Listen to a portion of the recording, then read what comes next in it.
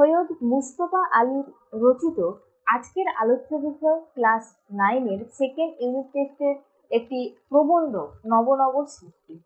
তো আজকের এই নব সৃষ্টি প্রবন্ধ আলোচনার সঙ্গে সঙ্গে আমরা প্রথমে জেনে নিই যে এটার উৎস কি। এই প্রবন্ধটির উৎস চতুরঙ্গ। আমি একটু লিখে দিই,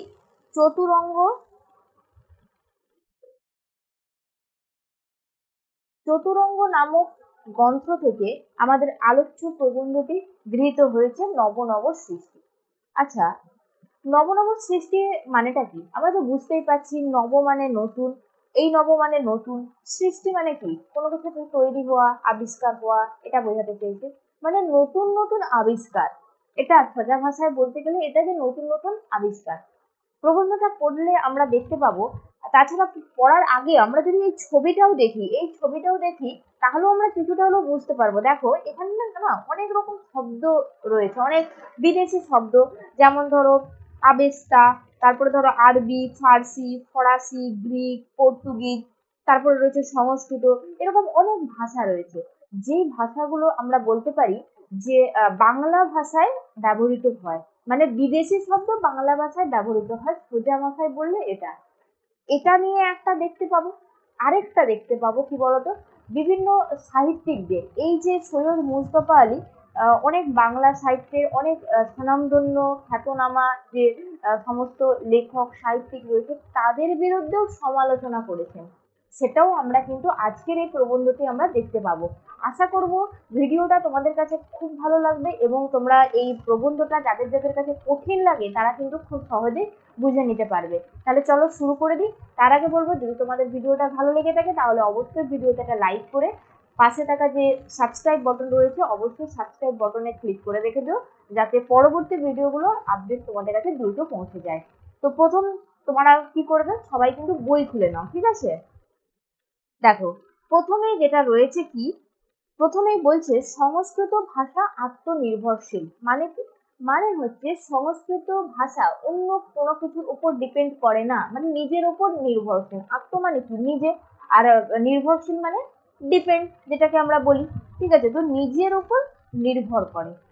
কোনো নূতন চিন্তা, অনুভূতি কিংবা বস্তুর জন্য নবীন শব্দের প্রয়োজন হলে সংস্কৃত ধার করার কথা না ভেবে আপন ভাণ্ডারে অনুসন্ধান করে।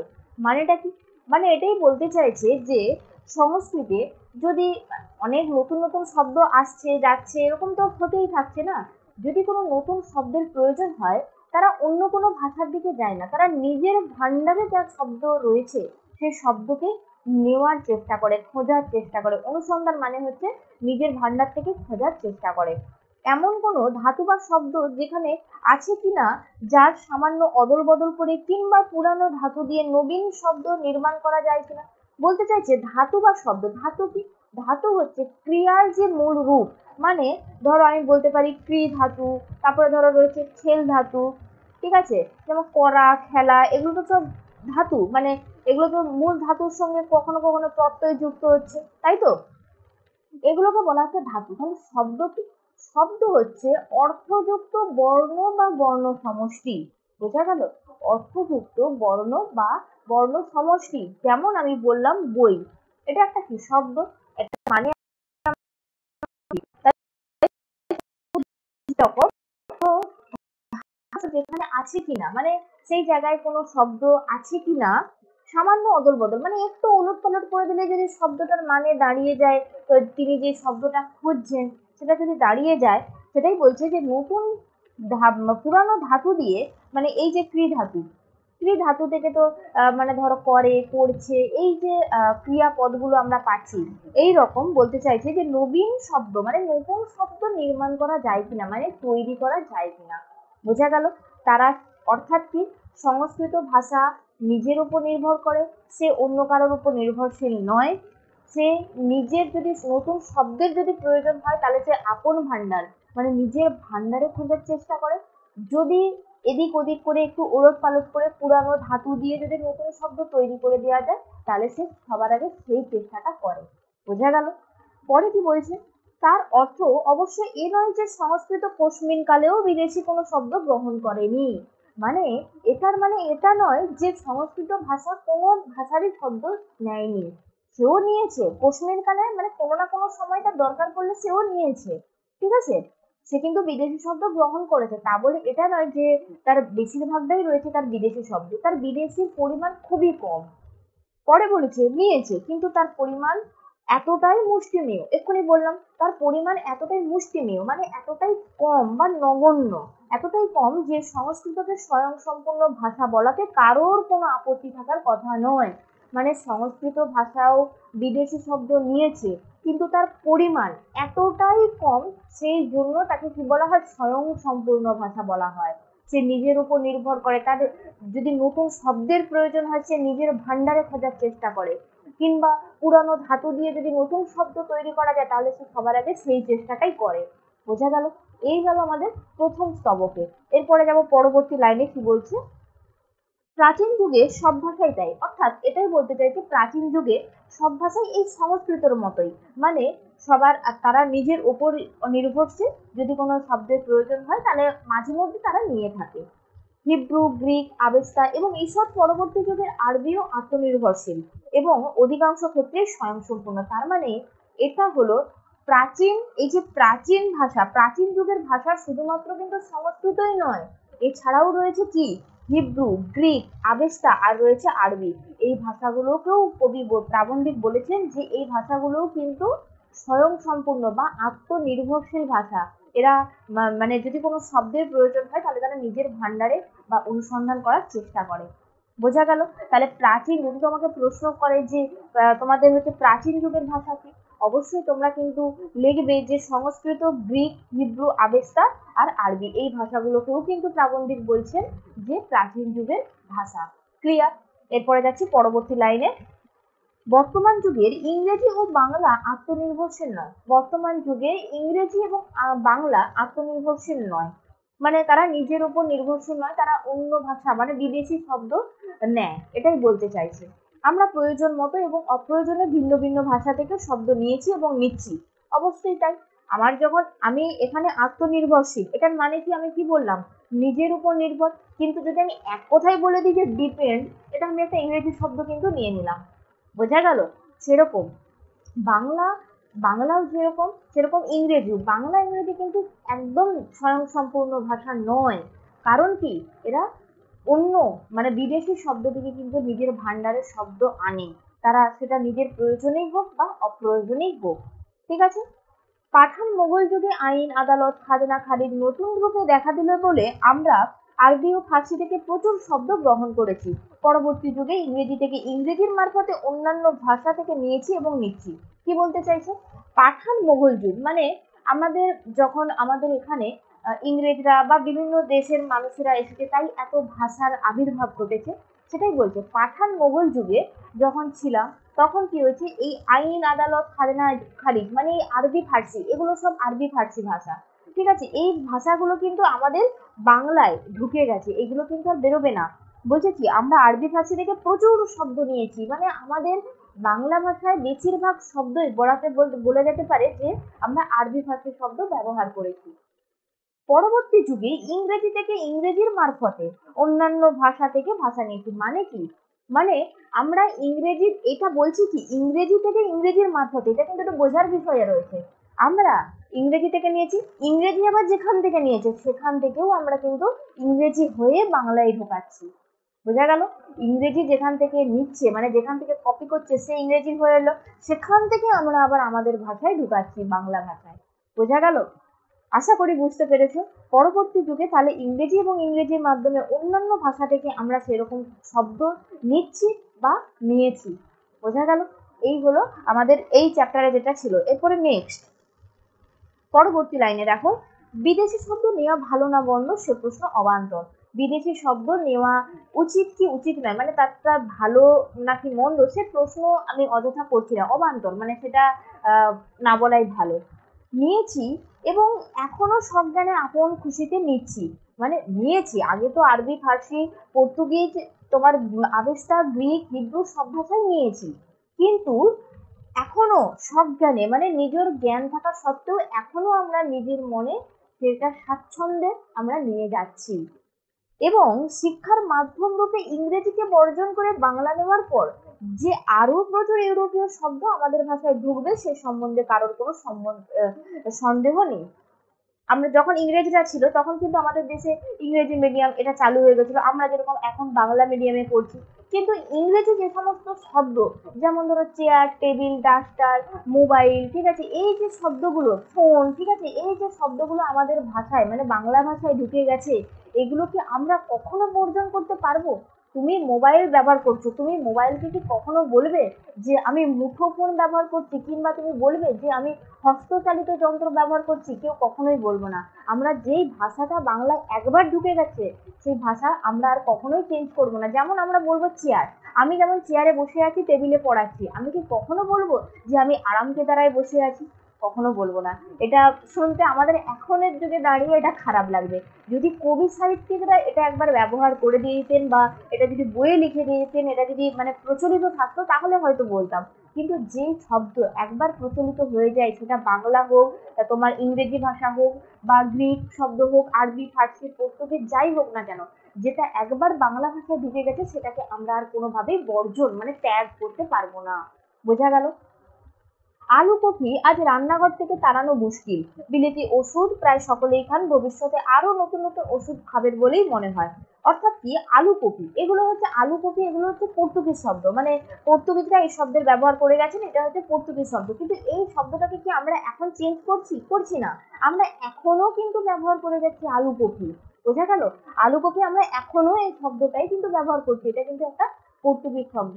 এই শব্দটা আমরা কোনোভাবেই আমাদের রান্নাঘর থেকে এই সবজিটাকেও আমরা বাদ দিতে পারবো না, আর এই শব্দটাকেও আমরা বাদ দিতে পারবো না। বোঝা গেল? তারপরে কি বলছে, বিলিতি ওষুধ প্রায় এখন সকলেই খান। মানে আমাদের সময়, আমাদের যখন আগে ছিলাম, তখন কি হতো, আমাদের হোমিওপ্যাথিটা হচ্ছে ভারতীয়, মানে আমরা এই ভাষায় বাংলায় বেশি ব্যবহার করে দেখি। কিন্তু যখন ইংরেজরা, ঠিক আছে, ইংরেজরা যখন আমাদের দেশে রাজত্ব করতে শুরু করেছিল, তখন কি হয়েছিল, এলোপ্যাথির চালু হয়ে গেছিল। তখন এলোপ্যাথির একটা ওষুধ খেলেই মানে খুব তাড়াতাড়ি দ্রুত মানে রোগ সেরে যেত, যেটা হোমিওপ্যাথিতে একটা অনেকটা সময় লাগে। তাই তো আয়ুর্বেদিক এগুলোতে অনেকটা সময় লাগে, কিন্তু এলোপ্যাথি খেলে কি হয়, চট করে সে রোগটা কিন্তু সেরে যায়। কিন্তু পরে হওয়ার আবার হয়তো সম্ভাবনা থেকেই যায়, কিন্তু সেই মুহূর্তে দাঁড়িয়ে কিন্তু চট করে সেটা কমে যায়। সে কারণেই বলছে বিলিতি ওষুধ প্রায় সকলেই খান। আমরা তো এখন এলোপ্যাথি সবাই সকলেই খাই, এখন এলোপ্যাথির চারিদিকে ছড়িয়ে গেছে, বড় বড় নার্সিংহোম, হসপিটাল রয়েছে, সব জায়গায় এলোপ্যাথি। কোথায় আর হোমিওপ্যাথি ব্যবহার হয়? এটা তো একেবারে কমেই গেছে, এর ব্যবহার একদম কমেই গেছে। সেটাই বলছে যে ভবিষ্যতে আর নতুন নতুন ওষুধও খাবেন, মানে এলোপ্যাথি আমরা নতুন নতুন ওষুধ আমরা আবিষ্কার করছি, হোমিওপ্যাথি কিন্তু আর আবিষ্কার করছি না সেভাবে, যা হয়ে গেছে হয়ে গেছে আবিষ্কার। কিন্তু বর্তমান যুগে দাঁড়িয়ে আমরা এলোপ্যাথি নতুন নতুন ওষুধ আবিষ্কার করছি। যারা ডাক্তারি পড়ছে, যারা তোমার তোমার হচ্ছে বিভাগ এমভাম করছে, বিভিন্ন ওষুধ তৈরি করছে, ওষুধ কারখানায় তোমার কাজ করছে, এরা কি ওষুধ মানে এই বিলেতি ওষুধকে কি করছে, বাড়াচ্ছে, বিলেতি ওষুধের পরিমাণ বাড়াচ্ছে, নতুন নতুন ওষুধ আবিষ্কার করছে। এখন কি আর হোমিওপ্যাথি ওষুধ আবিষ্কার হয়? এখন তো হয় না, এর ওষুধ তো কমে গেছে। সেটাই বলছে যে বিলিতি ওষুধ প্রায় সকলেই খান, এই ওষুধে ভবিষ্যতে নতুন নতুন ওষুধ আরো বেরোবে, আরো আমরা খাবো। ক্লিয়ার? এই দুই বিদেশি বস্তুর ন্যায় আমাদের ভাষাতেও বিদেশি শব্দ থেকে যাবে, নতুন আমদানিও বন্ধ করা যাবে না। মানে এই দুই বিদেশি বস্তুর ন্যায়, এই যে দুই বিদেশি বস্তু, এর ন্যায় কি হচ্ছে, আমাদের ভাষাতে কিন্তু বিদেশি শব্দের ব্যবহার থেকে যাবে। মানে যে শব্দ আমরা একবার ব্যবহার করছি সেটা কিন্তু রয়ে যাবে। তাই নতুন আমদানি কোনোভাবেই বন্ধ করা যাবে না। আমরা আগেও নিয়েছি, এখনো নিচ্ছি, এবং ভবিষ্যতেও আমরা নেব। বুঝতে পেরেছো সকলে? বোঝা গেল ব্যাপারটা? এরপরে চলে আসছি পরবর্তী স্ট্যান্ডায়। কি বলছে, পৃথিবীতে কোনো জিনিসই সম্পূর্ণ অসম্ভব নয়। মানে পৃথিবীতে যে কোনো কিছুই সম্পূর্ণ মানে একেবারেই সেটা সম্ভব নয় বললে বলা চলে না। অন্তত চেষ্টা করাটা সম্ভব নাও হতে পারে, অন্তত চেষ্টা তো করাই যেতে পারে, এটাই বলতে চাইছেন। হিন্দি উপস্থিত সেই চেষ্টা করেছেন, বহু সাহিত্যিক উঠে পড়ে লেগেছেন হিন্দি থেকে আরবি, ফার্সি এবং ইংরেজি শব্দ তাড়িয়ে দেওয়ার জন্য। মানে দেখো, এটা একটু বোঝার চেষ্টা করো। হিন্দি সাহিত্যের যে লেখকরা রয়েছেন, বা যারা রয়েছেন, তারা যখন বই লিখছেন, তারা কিন্তু উঠে পড়ে লেগেছে তাদের ভাষা থেকে, হিন্দি ভাষা থেকে আরবি, ফার্সি, ইংরেজি শব্দকে তাড়িয়ে দেওয়ার জন্য। যদি বাংলাতেও এরকম ব্যবস্থা থাকতো, মানে বাংলারও লেখকরা যদি উঠে পড়ে লাগতো, উঠে পড়ে যদি চেষ্টা করতো যে বাংলা ভাষা একটা স্বতন্ত্র আত্মনির্ভরশীল ভাষা হওয়া উচিত, এই ভাষা থেকে আরবি, ফার্সি, ইংরেজি, বিদেশি এই সমস্ত শব্দ ত্যাগ করে দেওয়া উচিত, তারা যদি একবার চেষ্টা করতেন তাহলে কিন্তু এটা হয়তো বিফলে যেত না। সেটাই বলছে, হিন্দি সাহিত্যিকরা কিন্তু উঠে পড়ে লেগেছেন তাদের ভাষা থেকে, মানে হিন্দির ভাষা থেকে তোমার আরবি, ফার্সি, ইংরেজি এই শব্দগুলোকে তাড়িয়ে দেওয়ার জন্য। এরপরে কি বলছে, চেষ্টাটা চেষ্টার ফল আমি হয়তো দেখে যেতে পারবো না, মানে কবি প্রাবন্ধিক এখানে বলছেন যে এই চেষ্টার ফল, মানে এই হিন্দি সাহিত্যিকরা যে চেষ্টা করছেন এর ফলাফলটা কি হলো সেটা হয়তো তিনি দেখে যেতে পারবেন না, হয়তো তিনি মারা যাবেন, এটা তিনি বলছেন। যে আমার তরুণ পাঠকেরা নিশ্চয়ই দেখে যাবেন, মানে তার তরুণ পাঠকেরা কারা, আমরা, তোমরা, এই যে তরুণ পাঠক, আমরা কিন্তু এটা আমরা দেখে যেতে পারবো, এটা আমরা দেখতে পারবো বা দেখছিও। ফল যদি ভালো হয়, ফল যদি ভালো হয় তখন তারা না হয় চেষ্টা করে দেখবেন, যদি ফল ভালো হয় তখন না হয় তারা চেষ্টা করে দেখবেন, মানে তরুণ পাঠকদেরকে বলছে তারা যদি কোনোভাবে চেষ্টা করতে পারেন বাংলা ভাষাকে একটা আত্মনির্ভরশীল ভাষায় পৌঁছে দেওয়ার জন্য। বোঝা গেল? তারপরে কি বলছে, ব্যাকেটে রয়েছে দেখো, বলা বাহুল্য, মানে এটা বলতেই হচ্ছে, মানে এবারে উনি কি করছেন সাহিত্যিকদের এক এক করে সমালোচনা করবেন। যেমন দেখো প্রথমেই কার কথা তুলেছেন, বিশ্ববিখ্যাত কবি, আমাদের নোবেল পুরস্কার প্রাপ্ত রবীন্দ্রনাথ ঠাকুরকেও কিন্তু ছেড়ে কথা বলেননি। তিনি কি বলছেন রবীন্দ্রনাথকে, তিনি স্বাচ্ছন্দ্যে লিখে গেছেন, মানে নিজের মন খুশির মতো লিখে গেছেন, কি আব্রু দিয়ে, ইজ্জত দিয়ে, ইমান দিয়ে, বুকের রক্ত দিয়ে। আচ্ছা, আব্রু, আব্রু হচ্ছে এখানে একটি ফার্সি শব্দ, আর ইজ্জত আর ইমান এগুলো হচ্ছে তোমাদের তোমার আরবি শব্দ, ঠিক আছে। এখানে রবীন্দ্রনাথ কি করছেন নিজের আপন মনে, মানে একদম নিজের মন মতো স্বাচ্ছন্দ্যে তিনি আব্রু, ইজ্জত, ইমান এই সমস্ত বুকের রক্ত দিয়ে তিনি লিখে গেছেন। আব্রু কথার অর্থ হচ্ছে পর্দা, জবনিকা, বলতে পারো মান বা সম্মান, আবরণী, এগুলো হচ্ছে আব্রু কথার অর্থ। আর ইজ্জত কথার অর্থ কি, আমরা তো এটা ব্যবহার করি না যে ছেলেটার ইজ্জত একবারে নষ্ট হয়ে গেছে, বলি তো, মানে কি মান, সম্মান, মর্যাদা, এগুলো কথার অর্থ হচ্ছে ইজ্জত। আর ইমান কি, ইমান হচ্ছে বিবেক, ধর্ম, বিশ্বাস, বিশ্বাস, এগুলো এইটার কথার অর্থ, ইমান কথার অর্থ হচ্ছে এগুলো। তাহলে কি হচ্ছে, রবীন্দ্রনাথ কিন্তু স্বাচ্ছন্দ্যে মানে চুটিয়ে এইসব শব্দ ব্যবহার করে গেছেন। তাহলে তিনি যদি একটু রুখে দাঁড়াতেন, যদি বাংলা ভাষাকে স্বতন্ত্র করার চেষ্টা করতেন, তাহলে হয়তো আমরা আজকের দিনে দাঁড়িয়ে আমরাও বলতে পারতাম যে সংস্কৃতের মতো যে আমাদের বাংলা ভাষাও কিন্তু আত্মনির্ভরশীল ভাষা। বোঝা গেল? তারপরে নজরুল ইসলাম, এরপরে তিনি সমালোচনা করছেন নজরুল ইসলাম, একদম বিদ্রোহী কবি নজরুল ইসলামকেও তিনি ছাড়েননি। তিনি কি বলছেন, ইনকিলাব, মানে ইনকিলাব এই শব্দটা কিন্তু তোমাদের ফার্সি শব্দ, এটা কিন্তু ফার্সি শব্দ, ইনকিলাব নয়, তিনি ইনকিলাব ব্যবহার করেননি। ইনকিলাব কথার অর্থ কি বলতো, ইনকিলাব কথার অর্থ হচ্ছে বিপ্লব, ঠিক আছে, মানে যুদ্ধ। এবং শহীদ শব্দকে তিনি বাংলায় ঢুকিয়ে দিয়ে গেছেন, তিনিও কিন্তু আরবি, ফার্সি শব্দ বাংলায় ঢোকাতে এক মুহূর্তের জন্য ভাবেননি। এই শহীদ কথার অর্থ কি, শহীদ মানে হচ্ছে যে বা যারা দেশের জন্য নিজের প্রাণ উৎসর্গ করেন তাদেরকে আমরা বলি শহীদ। বোঝা গেল? তারপরে তিনি বলছেন, বিদ্যাসাগর সাধু রচনায় বিদেশি শব্দ ব্যবহার করতেন না, মানে বিদ্যাসাগরকেও তিনি ছাড়ছেননি। বিদ্যাসাগর যখন সাধু ভাষায় লিখতেন কোনো কিছু লেখা, সাধু ভাষায়, মানে যেগুলো, যেমন ধরো তোমাদের রাধারানী, ঠিক আছে, তোমাদের সেকেন্ড ইউনিট টেস্টে রয়েছে রাধারানী, এই রাধারানী গল্পটি কিন্তু একটা সাধু ভাষায় লেখা, যদিও বিদ্যাসাগরের নয়, আমি জাস্ট সাধু ভাষাটা বোঝানোর জন্যই বলছি, ওটা কিন্তু মানে করতে হইবে, লইবে, এই জিনিসগুলো এগুলো কিন্তু সাধু ভাষায় লেখা। কিন্তু যখন বিদ্যাসাগর যখন সাধু ভাষায় কোনো কিছু লিখতেন তখন কিন্তু তিনি একদম বিদেশি শব্দ ব্যবহার করতেন না। কিন্তু যখন বেনামিতে লেখা অসাধু রচনায় চুটিয়ে আরবি ফার্সি শব্দ ব্যবহার করে গেছেন।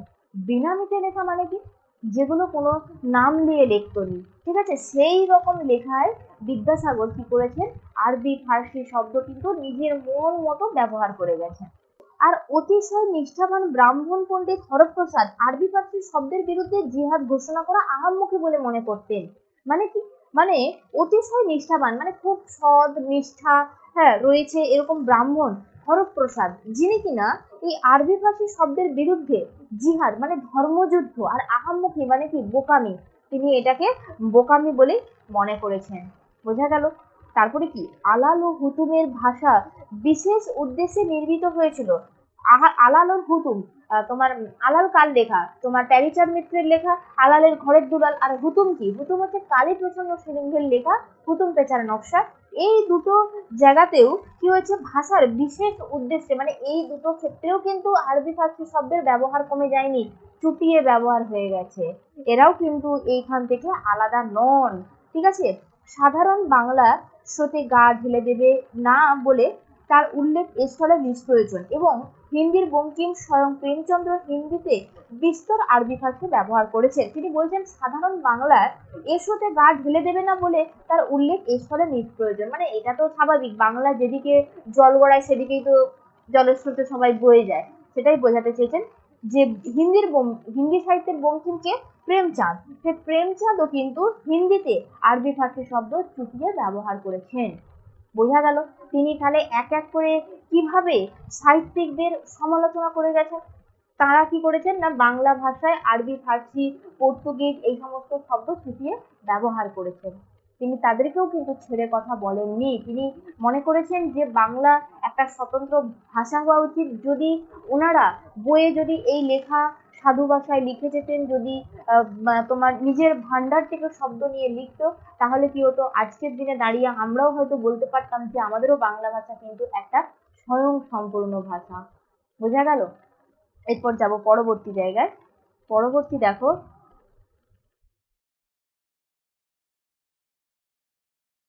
এর ফলে একটি কথা বলে রাখা ভালো, মানে এই রকম জায়গায় আরেকটা কথা বলে রাখা ভালো, রচনার ভাষা তার বিষয়বস্তুর উপর নির্ভর করে।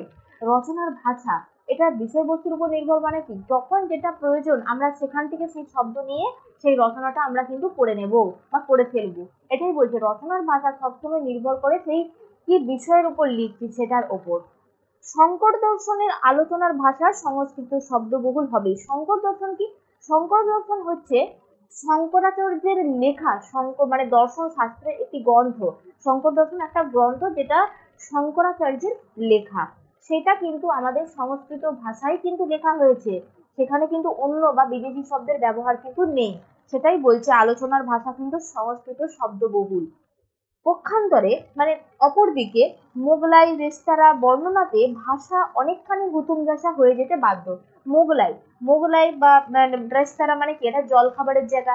এই জায়গাতে দাঁড়িয়ে কি হয়, অনেকখানি হুতুম ঘেঁষা, মানে হুতুমের কি হয়েছে, হুতুম বলতে কালী প্রসন্ন সিংহের লেখা যে হুতুম প্যাঁচার নকশা, সেখানে কি বিভিন্ন শব্দ ব্যবহার হয়েছে, বিভিন্ন শব্দ। সেই রকম কি মোগলাই তোমার রেস্তোরাঁ এদিকেও কিন্তু ভাষা অনেকখানি ওই হুতুম ঘেঁষা, মানে ওই টাইপের হয়ে গিয়েছে। বসুমতী সম্পাদকীয় রচনার ভাষা এক। বসুমতী একটি পত্রিকা, যেখানে সেই রচনার ভাষা এক। সেখানে কি রয়েছে, তাতে আছে গাম্ভীর্য, মানে একটা গম্ভীর ভাব, একটা মানে স্পষ্ট ভাষায় লেখা, এটা বোঝাতে চেয়েছে। বাঁকা চোখের ভাষা ভিন্ন, তাতে থাকে চাটুলতা। মানে কি, মানে একটা চাটুলতা মানে হচ্ছে চালাকি বা হালকা হওয়া, ঠিক আছে, লঘুত্ব, এটাকে বোঝাতে চেয়েছে। তাই মানে বাঁকা চোখের ভাষা মানে একটু অন্যভাবে দেখলে কিন্তু এটাকে চাটুলতা, মানে তার একটা হালকা ভাব আমরা দেখতে পাবো। বোঝা গেল? বাংলায় যেসব বিদেশি শব্দ ঢুকেছে তার ভিতরে আরবি ফার্সি ইংরেজি কিন্তু প্রধান। বাংলায় কিন্তু বেশিরভাগটাই ঢুকেছে আরবি ফার্সি আর ইংরেজি শব্দ, যেটার ব্যবহার আমরা কিন্তু এখনো ক্রমাগত চালিয়ে যাচ্ছি। তাই তো আমি তুমি কিন্তু সবাই কিন্তু এখনো বলি চেয়ার টেবিল মোবাইল, এটা কিন্তু বলি। কেউ কখনো বলি না যে কেদারা মুঠো ফোন, এগুলো কিন্তু বলি না। তাই তো ফোন ফোন মানে কি, আমরা যেমন ফোন মানে বুঝি লোকভাষ, ঠিক আছে, সেরকম ফোনকে কি আমরা ওটা বলি? আমরা ফোনকে কিন্তু ফোনই বলি, তাই তো। সেটাই বলছে যে এই বাংলা ভাষায় কি হয়েছে, আরবি ভাষার ইংরেজি শব্দ কিন্তু প্রধান ব্যবহৃত হয়েছে। সংস্কৃত শব্দ বিদেশি নয়, সংস্কৃত শব্দটা কিন্তু কোনো রকম ভাবে বিদেশি শব্দ নয়। পর্তুগিজ ফরাসি স্প্যানিশ এতই কম যে সেগুলো নিয়ে অত্যাধিক দুশ্চিন্তা করার কোনো কারণ নেই। মানে এগুলো ব্যবহার হয়েছে পর্তুগিজ ফরাসি, কিন্তু এতটাই কম ব্যবহার হয়েছে যেগুলোকে নিয়ে দুশ্চিন্তা মানে খারাপ কিছু ভাবার কোনো কারণ নেই। বাংলা ভিন্ন অন্য যে কোনো ভাষার চর্চা আমরা করি না কেন, সে ভাষার শব্দ বাংলাতে ঢুকবেই। সংস্কৃত চর্চা এদেশে ছিল বলে বিস্তর সংস্কৃত শব্দ বাংলায় ঢুকেছে, এখনো আছে বলে অল্প বিস্তর ঢুকছে, যতদিন থাকবে ততদিন আরো ঢুকবে বলে আশা করতে পারি। অর্থাৎ এটাই বোঝাতে চেয়েছেন যে সংস্কৃত চর্চা কি হয়েছে, বিস্তর ছিল, মানে আগেকার দিনে যে সমস্ত আমাদের লেখা যে বইগুলো রয়েছে সেগুলো কিন্তু বেশিরভাগটাই সংস্কৃত। আর বাংলায় কিন্তু আমরা যে সমস্ত শব্দ ব্যবহার করি সেগুলো কিন্তু বেশিরভাগটাই সংস্কৃত ভাষা থেকে এসেছে। তাই সংস্কৃত ভাষার ব্যবহার যদি আমরা এখনো চালিয়ে যাই, আমরা যদি যতদিন এই সংস্কৃত ভাষা স্কুল কলেজে এই সাবজেক্টটা থাকবে বা যতদিন এটা আমরা ব্যবহার করে যাব, তাহলে কিন্তু বাংলায় আমাদের সংস্কৃত শব্দ আসবে এবং ভবিষ্যতেও আমরা সেটাকে ব্যবহার করতে এবং ভবিষ্যতে সেটা কিন্তু আসবে। বোঝা গেল? স্কুল কলেজ থেকে আমরা যে সংস্কৃত চর্চা উঠিয়ে দিতে চাই না, তার অন্যতম প্রধান কারণ বাংলাতে এখনো আমাদের বহু সংস্কৃত শব্দের প্রয়োজন। সংস্কৃত চর্চা উঠিয়ে দিলে আমরা অন্যতম প্রধান খাদ্য থেকে বঞ্চিত হব। মানে বোঝাতে চেয়েছেন যে স্কুল কলেজে আমরা কিন্তু সংস্কৃত চর্চা আমরা এই মুহূর্তে উঠিয়ে দিতে পারি না, কারণ সংস্কৃত থেকে বাংলায় এখনো বহু শব্দের কিন্তু এখনো প্রয়োজন রয়েছে। যদি আমরা সেই সংস্কৃত সাবজেক্টটাকে উঠিয়ে দিই, তাহলে কিন্তু আমরা সেই মানে সংস্কৃত ভাষা থেকে বাংলায় যে শব্দ আসছে, মানে ওই যে বঞ্চিত, মানে ওই খাবার থেকে কিন্তু আমরা বঞ্চিত হয়ে যাব। ক্লিয়ার? বোঝাতে পারলাম? নেক্সট, ইংরেজি বেলাতেও তাই, মানে ইংরেজির ক্ষেত্রেও সেই একই ঘটনা। যদি ইংরেজিকেও আমরা যদি উঠিয়ে দিই, তাহলে কিন্তু আমাদের ইংরেজি ভাষা থেকে যে বাংলায় অনেক শব্দ আসছে বা নিচ্ছে, সেগুলো কিন্তু আসা বন্ধ হয়ে যাবে, আমরা নিতে পারবো না। সেটাই বলছি। বিশেষ করে দর্শন, নন্দন শাস্ত্র, পদার্থবিদ্যা, রাসায়নিক বিদ্যা, এগুলো তো আমাদের তো সায়েন্স তো রয়েছে, কিন্তু সায়েন্স করতে গেলে তো আমরা ইংরেজিই ব্যবহার করি। কখনো কি আমরা বাংলার মাধ্যমে সেটাকে বুঝতে পারি? আমরা বলি H2O, H2O মানে আমরা কি বুঝি? জল, কিন্তু এটা তো একটা ইংরেজি শব্দ। যদি আমরা ইংরেজিটাকে উঠিয়ে নিই, তাহলে কিন্তু আমরা বিপদে পড়ে যাব। আমরা এই এই যে সাহিত্যে মানে এই তোমার ফিজিক্স, কেমিস্ট্রি, যে সায়েন্স বলো, নন্দন শাস্ত্র, দর্শন, এখানে যে জ্ঞান বা ততোধিক প্রয়োজনীয় বিজ্ঞানের যে শব্দ রয়েছে, সেগুলো কিন্তু আমাদের দরকার। ইংরেজিকে উঠিয়ে দিলে এগুলো কিন্তু আমরা পাবো না, মানে আমাদের ক্ষেত্রে তখন সায়েন্সটা চলে যাবে। বোঝা গেল? রেল ইঞ্জিন কি করে চালাতে হয় সে সম্বন্ধে বাংলাতে কোনো বই আছে কিনা জানা নেই।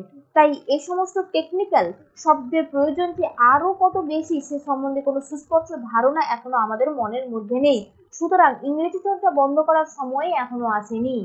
বোঝাতে চেয়েছেন যে রেল ইঞ্জিন বা ট্রেন, এগুলো তো আমরা ইংরেজি শব্দই ব্যবহার করি, এগুলোর বাংলা আছে কিনা আদৌ জানা নেই। ঠিক আছে, এটাই বলছে যে যদি আমরা এই টেকনিক্যাল মানে কি, কলা কৌশল, এই যে টেকনিক্যালের যে সমস্ত টেকনিক্যালের যে কথাগুলো আমরা ইউজ করি, যেগুলো আমরা ব্যবহার করি, সেগুলো কিন্তু ইংরেজি শব্দ। তাই ইংরেজি চর্চা যদি আমরা বন্ধ করে দিই বা ইংরেজি চর্চাকে যদি আমরা উঠিয়ে দিই, সেক্ষেত্রে কিন্তু আমরা বিপদে পড়বো। কারণ আমাদের এখনো বাংলা ভাষায় বহু ইংরেজি রয়ে গেছে, বহু ইংরেজির প্রয়োজন রয়েছে। তাই এই চর্চা বন্ধ করার সময় কিন্তু এখনো আসেনি। বোঝা গেল? এরপরে যাব পরবর্তী পাতায় যেটা রয়েছে, চলো। একমাত্র আরবি ফার্সি শব্দের বেলা অনায়াসে বলা যেতে পারে এই দুটি ভাষা বাংলা থেকে ব্যাপকভাবে নতুন শব্দ বাংলাতে ঢুকবে না। মানে আরবি ফার্সির সময় হয়ে এসেছে, এই শব্দ তেমন ভাবে আর এই দুটো ভাষা ব্যাপকভাবে মানে খুব বেশি ভাবে আর বাংলায় ঢুকবে না, নতুন শব্দ সৃষ্টিটা ঢুকবে না। পশ্চিম বাংলাতে আরবি ফার্সি চর্চা যাবো যাবো পড়ছে, মানে পশ্চিম বাংলাতে কি হচ্ছে, আরবি ফার্সির শব্দ যাবো যাবো মানে প্রায় আর নেই বললেই চলে। পূর্ব বাংলাতেও এইসব ভাষার প্রতি তরুণ সম্প্রদায়ের কৌতূহল অতিশয় ক্ষীণ বলে তার আয়ু দীর্ঘ হবে বলে মনে হয় না। মানে পূর্ব বাংলাতেও এটার সময় কিন্তু ফুরিয়ে এসেছে, আরবি ফার্সির সময়। এবং শেষ কথা, আরব ইরানে অদূর ভবিষ্যৎ যে হঠাৎ কোনো অভূতপূর্ব জ্ঞান বিজ্ঞানের চর্চা আরম্ভ হয়ে বাংলাকে প্রভাবিত করবে, তার সম্ভাবনাও নেই। মানে এই আরবি ফার্সি শব্দ কোনোভাবে যে বাংলাকে বিজ্ঞান মানে জ্ঞান বিজ্ঞানের চর্চা আরম্ভ হয়ে বাংলাকে যে কোনোভাবে প্রভাবিত করতে পারবে, সেরকম কোনো আর সম্ভাবনা নেই। কারণ কি, আরবি ফার্সি শব্দের ব্যাপকতা বা তার বিস্তর যে প্রভাব প্রতিশালী, সেটা কিন্তু কমে গেছে, বাংলায় সেটা কমে গেছে। কিন্তু যেসব আরবি ফার্সি শব্দ বাংলাতে ঢুকে গিয়েছে, তার অনেকগুলো যে আমাদের ভাষাতে আর বহুকাল ধরে চালু থাকবে, সে বিষয়ে কোনো সন্দেহ নেই। এবং দ্বিতীয়ত, কোনো কোনো লেখক নতুন বিদেশি শব্দের সন্ধান বর্জন করে পুরনো বাংলার চণ্ডী থেকে আরম্ভ করে হুতুম পর্যন্ত অচলিত আরবি ফার্সি শব্দ তুলে নিয়ে সেগুলোকে কাজে লাগাবার চেষ্টা করছেন। মানে কি বলতে চাইছে, মানে এটাই, যে সমস্ত আরবি ফার্সি শব্দ বাংলায় একবার ঢুকে গিয়েছে, সেগুলো কিন্তু ব্যবহার চলছে এবং চলবেও।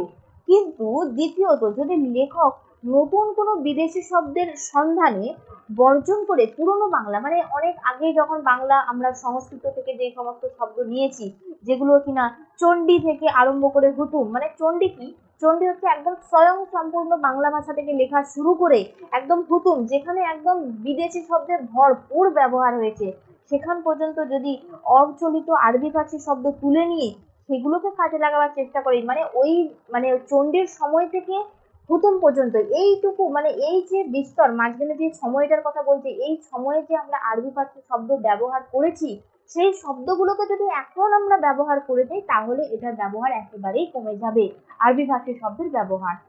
তারপরে কি বলছি, কিছুদিন পূর্বেও এই এক্সপেরিমেন্ট করা অতিশয় কঠিন ছিল, কিন্তু অধুনা বিশ্ববিদ্যালয়ের কল্যাণে অনেক ছাত্রছাত্রী বাধ্য হয়ে পুরনো বাংলা পড়তে হয়।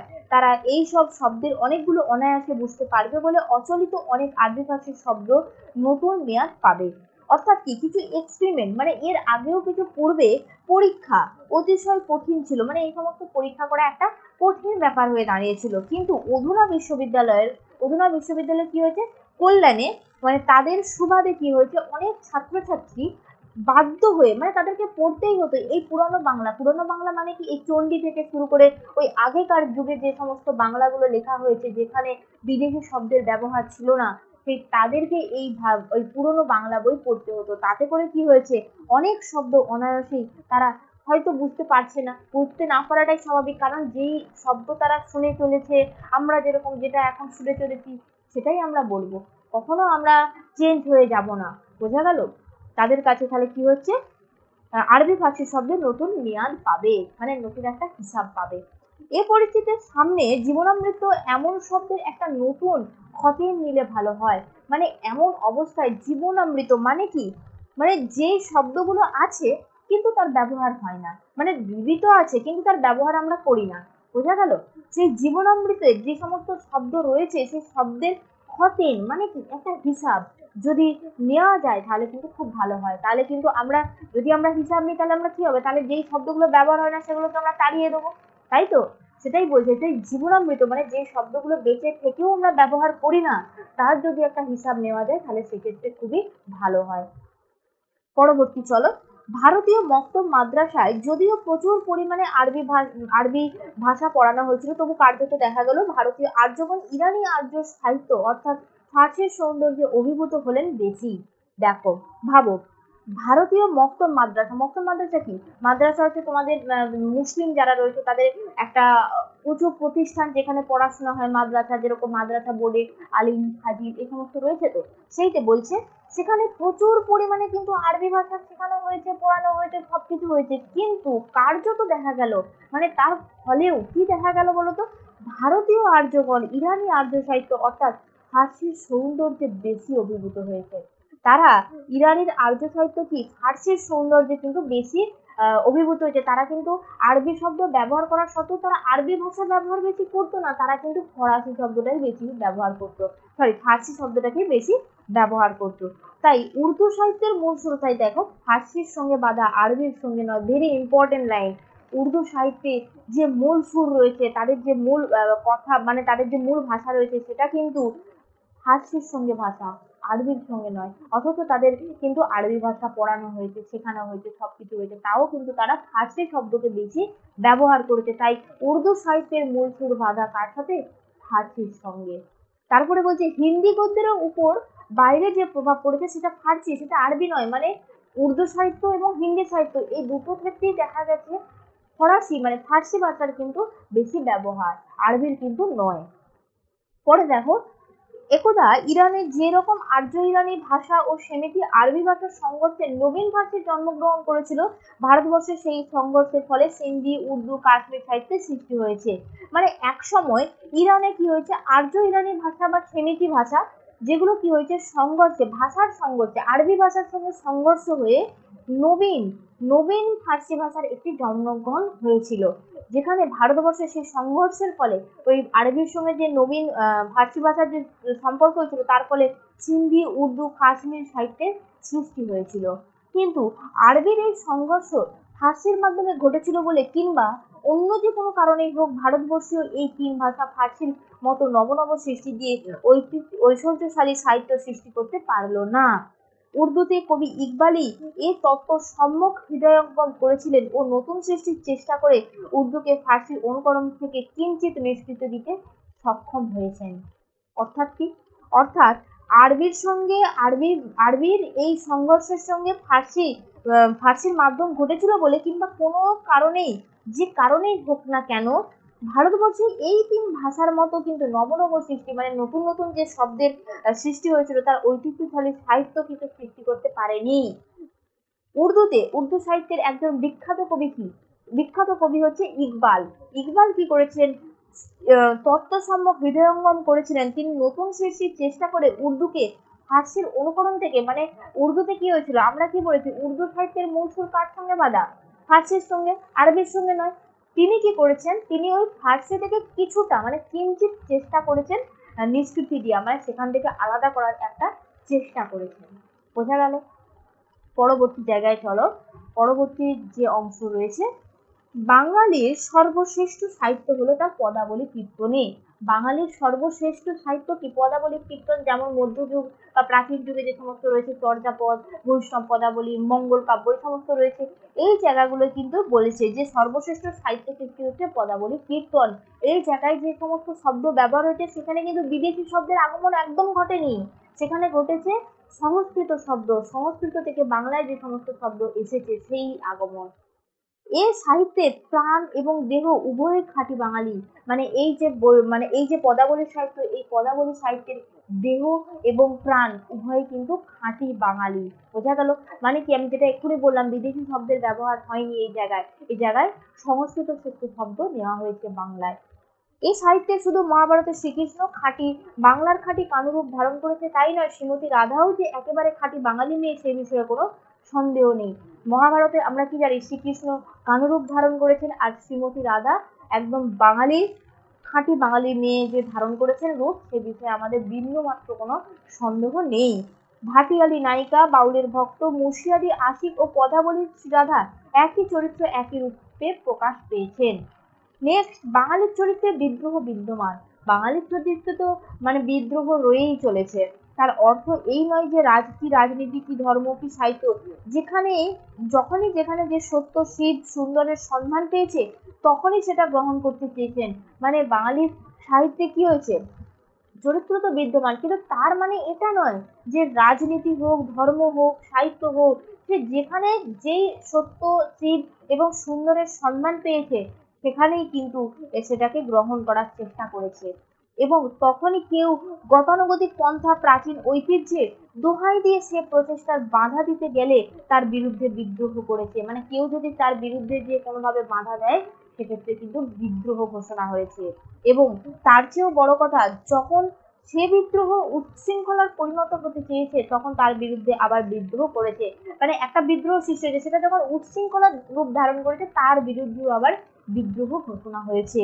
লাস্ট লাইনে বলছেন, এ বিদ্রোহ বাঙালির হিন্দুর ভিতরে সীমাবদ্ধ নয়। মানে এই যে বাঙালির চরিত্রে বিদ্রোহ বিদ্যমান রয়েছে, এই বিদ্রোহ কিন্তু শুধুমাত্র হিন্দুদের মধ্যে ছড়িয়ে থাকেনি, মানে হিন্দুদের ভিতরে সেটা সীমাবদ্ধ নয়। বাঙালি মুসলমানরাও এই কর্মে তৎপর। মানে বাঙালি যে হিন্দু মুসলমান রয়েছে, মুসলমানরাও কিন্তু এগিয়ে চলেছে, মানে এগিয়েছে এই কাজে। তাই ধর্ম বদলালে জাতির চরিত্র বদলায় না। মানে যদি ধর্ম চেঞ্জ হয়ে যায়, যদি ধর্ম বদলে যায়, তার মানে এই নয় যে জাতি, হিন্দু, মুসলিম, এই যে জাতি, এই জাতির চরিত্র কখনো বদলে যাবে না। বোঝা গেল? তাহলে প্রাবন্ধিক এখানে সৈয়দ মুস্তফা আলী কিভাবে তিনি মানে বিদেশি শব্দের যে কিভাবে বাংলা ব্যবহার হয়েছে, তার একটা অসাধারণ বর্ণনা করেছেন। এবং সাহিত্যিকদেরকেও ছাড়েননি, তিনি সাহিত্যিকদেরকেও কিন্তু একদম সমালোচনা করে গেছেন। বোঝা গেল ব্যাপারটা কি বোঝাতে চেয়েছেন প্রাবন্ধিক? আশা করি তোমরা বুঝতে পেরেছো। যদি তোমার আমার এই ভিডিওটি ভালো লেগে থাকে, বুঝতে পেরে থাকো, তাহলে অবশ্যই আমার এই ভিডিওর কমেন্ট সেকশনে আমাকে কমেন্ট করে জানিও।